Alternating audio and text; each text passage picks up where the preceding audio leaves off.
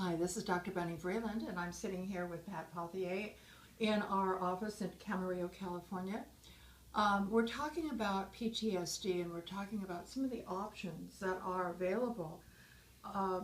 So, Pat, tell us what's been happening with PTSD and what is happening as we go forward and learn more and more about PTSD. Absolutely. Just a quick review. Post-traumatic stress disorder affects both military and civilians.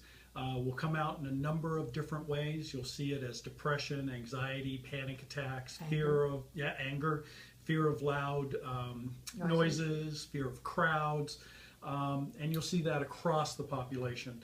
And it's caused by actually seeing or witnessing a traumatic event that caused physical harm, maybe to them or maybe to somebody close to them. So then these things start to come out. And with the military, unfortunately, it's something that they sort of suppress, so it doesn't come out until 25, 30 years later, perhaps. With the civilian population, with bullying and all the things that are happening there, you're seeing it at a much younger age. So what are some of the things that we can do to help in this situation? What can we help them overcome these and come back to perhaps close to their normal lives that they had before? Well, what have we been using? Okay, traditionally we've been doing two things. We've been using medications. Okay, drugs. Drugs, and the other one is counseling. Okay. Coming in, talking about the event, trying to understand people's feelings. Which can help. It can definitely help. Statistics are showing, and some of the research is showing, that the combination of the both is effective over a long period of time, and sometimes not effective at all. And that's the key, long period. Long period of time. There's nothing like that. Nothing that you can flip a switch on. So people are saying this is crazy. When you have 22 veterans committing suicide a day, and then you have 22 civilians committing suicide a day over a much bigger population, of course, these numbers are very dramatic and very alarming. So people are starting to look at what are some of the other alternatives, because we're talking a period of time for medication and counseling. It sounds like there's not enough doctors or therapists to handle this. I don't think there will be enough today or maybe even in the future. Yeah. So all of us should be sensitive to what are some of the things that we can do to help. So besides medication and besides counseling, some of the things that are being investigated today that look very promising: meditation. Meditation, mindfulness, understanding where the feelings are coming from and the emotions and how to better to deal with those. So mindfulness, meditation is one of the therapies that the VA is looking at very seriously. Other things include equine therapy, horse therapy.